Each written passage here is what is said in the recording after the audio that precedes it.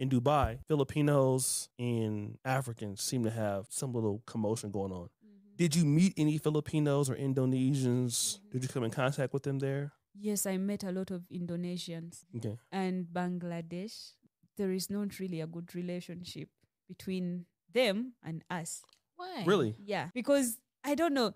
I don't know. Do you think they see us competition? No, but they don't think they don't take us as people who understand. The same way, like an Indonesian would not look at me the same way they would look at an Indian maid. You know, they would order me around. An Indonesian can order you around? Yeah. In Oman? Yeah. How? And yet they're also maids. How many maids were inside of the home you were in? I was just alone, but we would visit. If we visit somewhere and they're like 2 Indonesians or 2 Bangladesh, they would like try to tell you like, oh, you come and mop here, come and do this. Wait a minute. So even if you go and visit, they want to be your boss. They were still making you work. Yeah. Because you're what? Because you're black. Because they wouldn't do that to an Indian. They wouldn't do that to an Ethiopian.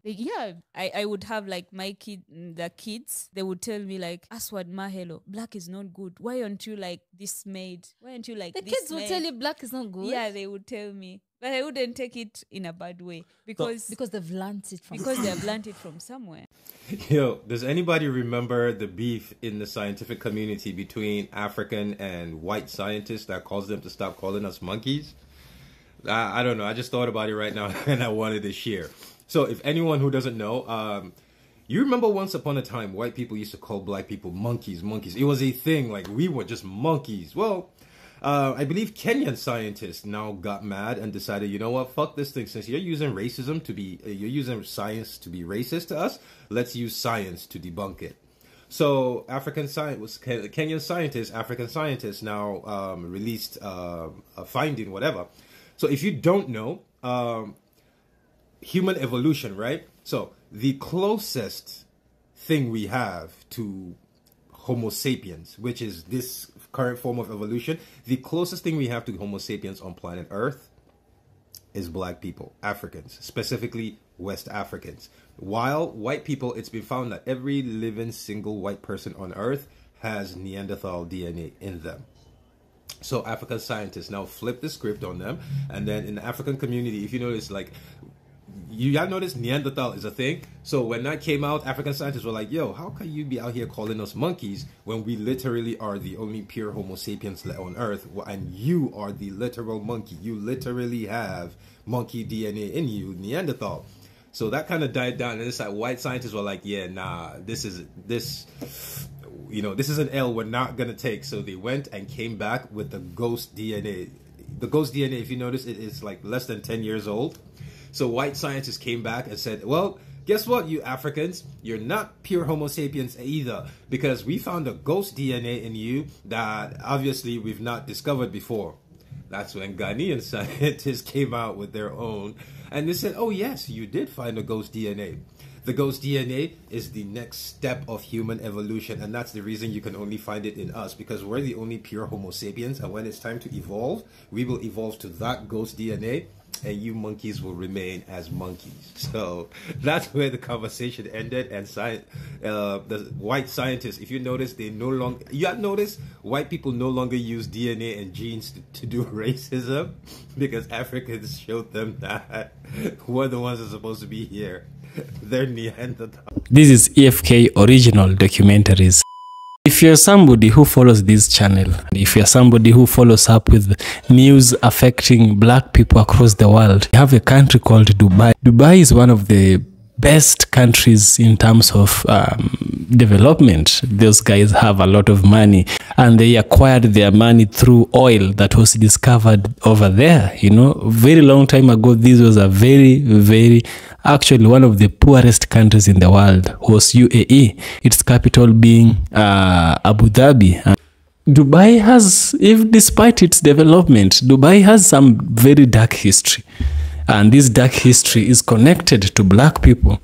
Very long time ago, before all this discovery of oil, we've had these Arab merchants leaving their countries in the Saudi, in the Middle East, in the Gulf. They were moving all the way to East Africa looking for slaves. You know, they enslaved black people, took them over there and castrated them. You know, that is what these governments did. They castrated black people and made them weak. They made them impotent, you know. Some of them would be found dead, and some of them would be harassed and mistreated by those Arab men. Some of them, not all of them. News is out there. Why would they castrate black men? Okay, you might say that was so long ago, we should forget about it. Now we are in the present. Okay, let's forget about it. Let's go to the present. In the present, you've also heard that we've had these black women going to work in the UAE, in those Arab countries, and some of these black women would go missing. They'll never be found. Apart from that, I believe you've heard about that black woman who was in Pakistan, Onija Robinson. Yeah, she left Pakistan and she went all the way to Dubai, and she was to leave Dubai and go all the way to New York, where she came from. She is in custody and people don't know what happened to her. You know, this is a woman who had conquered the love of the Pakistani people, who are also Arabs in some way.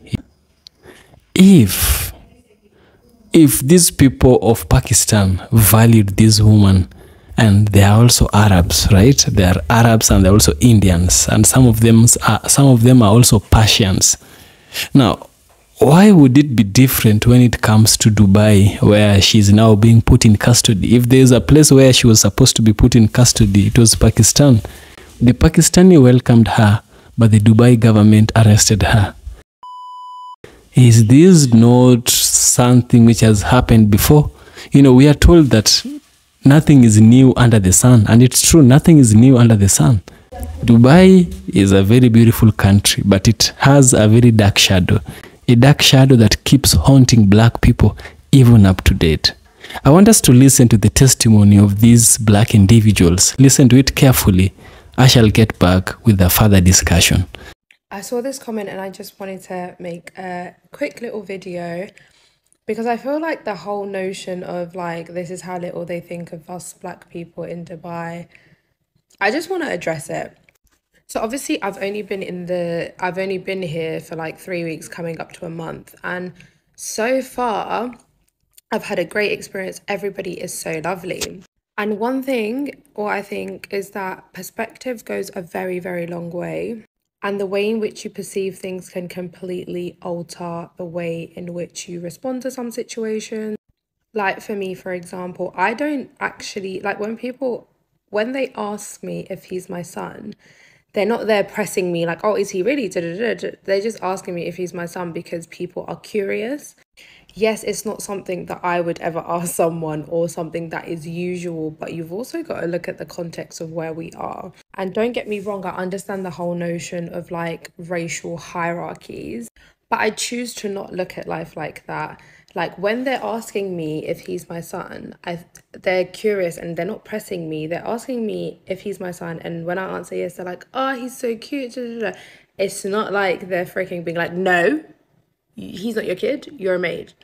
You've got to look at the context and where people were brought up. Like if you're brought up in a place where the majority of East Africans are nannies, I'm not gonna lie, it's inevitable for you to assume that most of the East Africans that are with children are nannies. Like that's just the truth of it. And if I let myself get upset over that, then I don't feel like that's not the way I want to live life. There's some things that are going to be, I don't always think that stereotypes are necessarily a bad thing.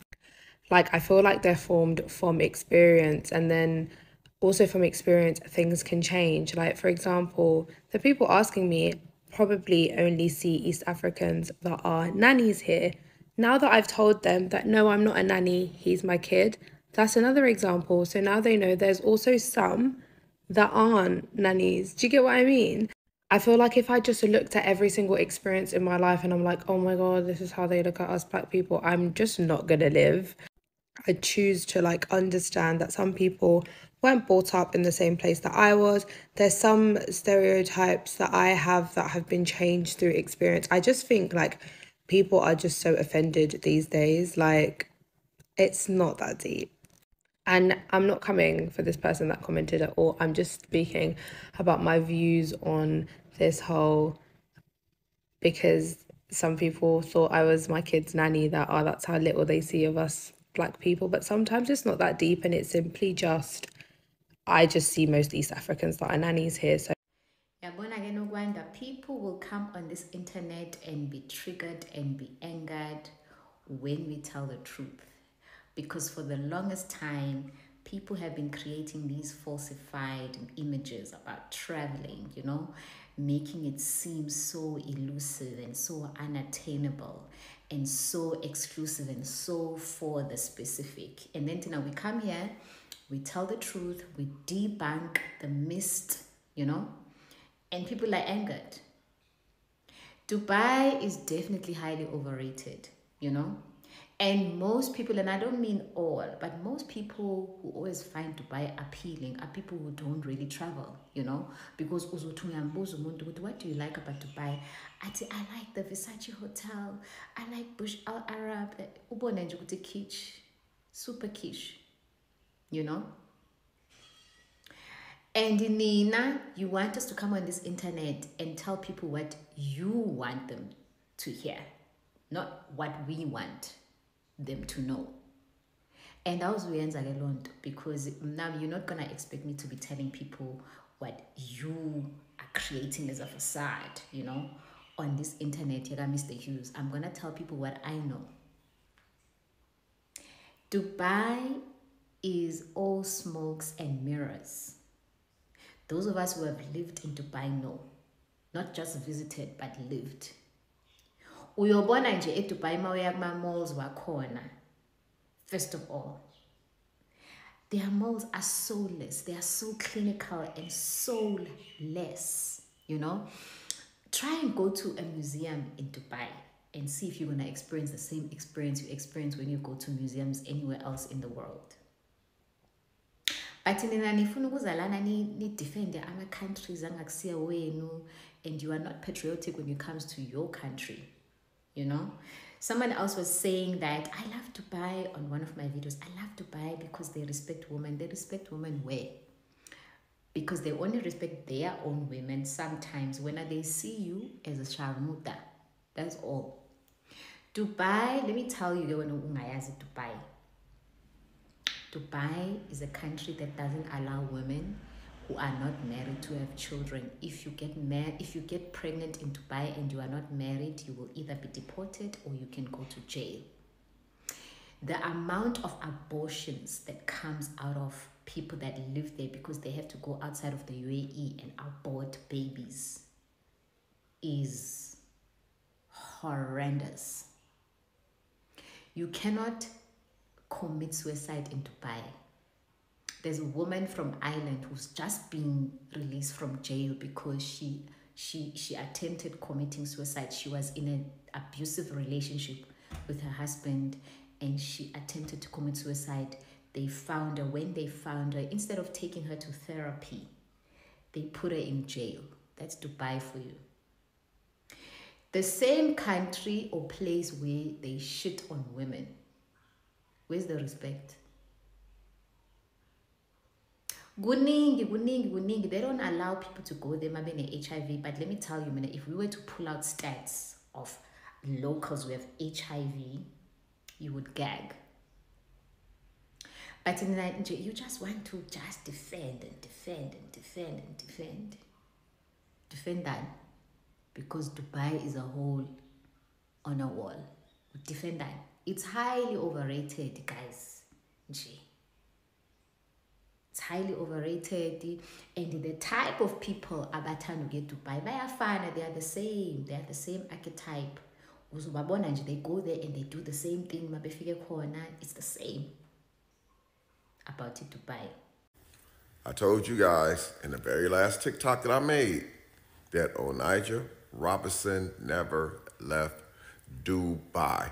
I've seen so many people in the comments on the last two videos that I did about Onija Robertson.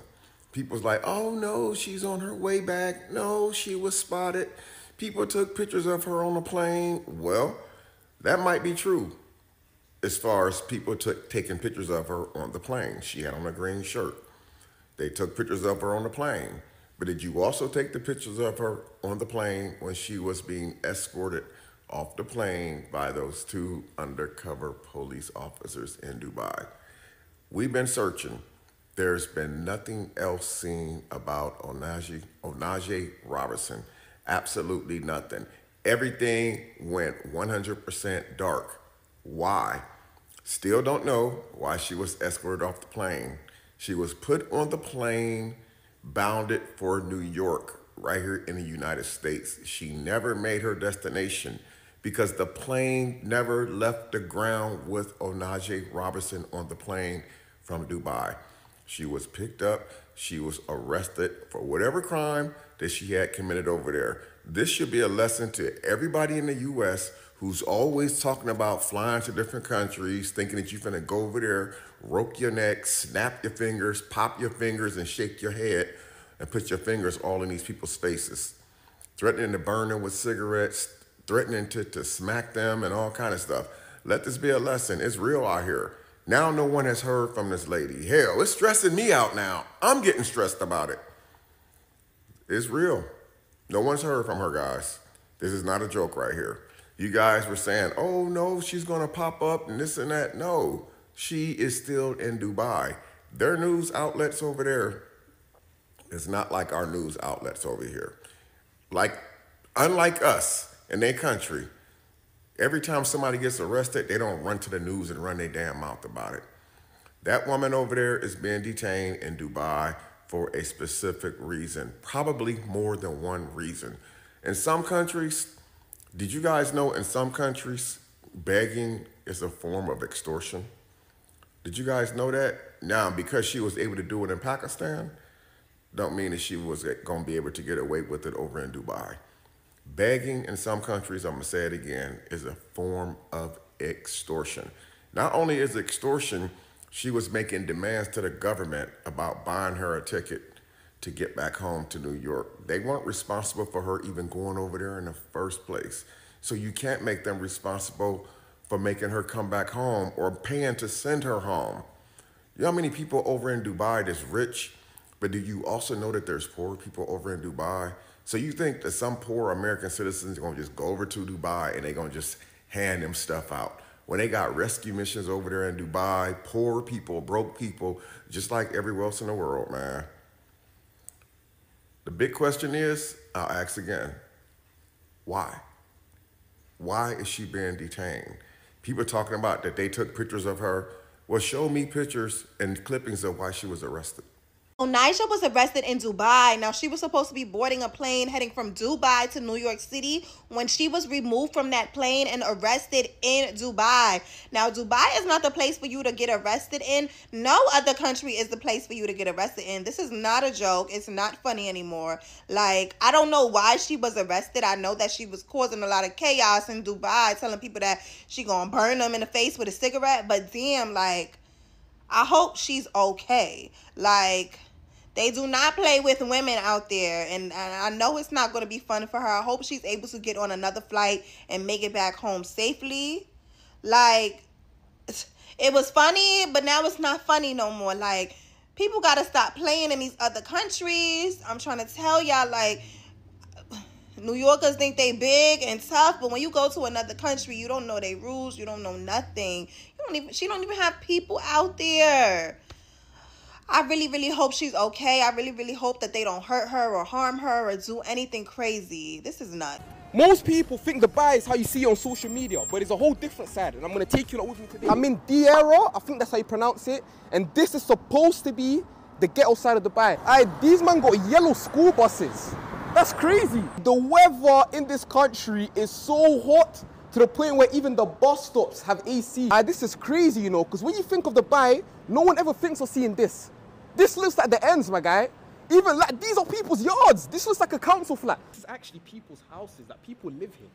And you think Dubai is just all high-rise, sky buildings, all of this. It's not. One thing I clocked about this side of Dubai, it makes you feel like you're at home. Like, sincerely, anyone that came from like African backgrounds, Asian, anything like that, trust me, this area here will make you feel like you're back home. Every corner I turn, there's a brother outside the shop or outside the store telling me, brother, come inside, brother, you need t-shirts, brother, you need watches, brother, you need perfume. Like, everyone is just trying to make peace. Like, anyone that's been to Dubai, why does everyone have one of these? Why? Someone please explain to me. I'm actually so shocked that I'm in Dubai right now, because none of this ever gets portrayed on social media. Like, you actually have to come here for yourself to find out that the country really looks like this. For this to be the ghetto side of Dubai, generally it's beautiful. They have everything you could ever need. Everything is so nice and cheap. The people here are so nice. Everyone's just friendly. Like, honestly, I'll highly recommend you lot come check this place out. I make sure you lot follow up though, because I want to be vlogging my whole... I'm telling you, east or west, home is the best. This is what happens when people perceive a country to be heaven. This is what happens when people perceive a country to be better than theirs. When you see that your ancestors were not accepted by a certain group of people, your ancestors not accepted again by a certain group of people, how special are you to think, or how dumb can someone be to think that they would be accepted by the very people? You know, you either are very, very smart to the genius level, or you are dumb. Yeah, for you to think they love you. No, they don't love you. If they love you, or rather if you think they love you, they might love what you got, but they don't love you as an individual. And that is one thing we forget. We fail to notice the attachment we have with the people. What causes it? Is it what I possess? Is it how I talk? Is it myself? Is it... People are attached to different things to people, you know. But the best form of attachment is the attachment where you love the individual wholly. Because a part can never be greater than the whole. You can't say you love my hair, but you don't like my head. You can't say you love my ear and you don't like my eyes. No, my ear is not greater than my whole self. No, it can never be. That is what is happening right now. These people might love the humor that Onaija might have been bringing, but they are really, really against the black skin. The black skin that they were against during the times of our ancestors. The black skin that they were against during those slavery times. The extent of castrating the males. Yes, just imagine, males were being castrated so that the black gene could not be reproduced. Dubai has always had a bad history with black people. Just before you travel, ask yourself, how did these people react with your ancestors before you take your bag and run helter-skelter to a place where your ancestors were mistreated? Yep. This is EFK Original Documentaries. If you like what I do, I'll surely appreciate for your efforts. You can share your super thanks, share your kindness through super thanks, share this video to your loved ones, subscribe. I'll surely appreciate. Please become a paid member of Patreon. I'll surely appreciate if you become a paid member of Patreon. That is when I get value. But if you just become a free member, there's no value I get from Patreon if you just become a free member. Please become a paid member. You can give anything you wish. Yeah. Again, this is EFK Original Documentaries. See you in the next one.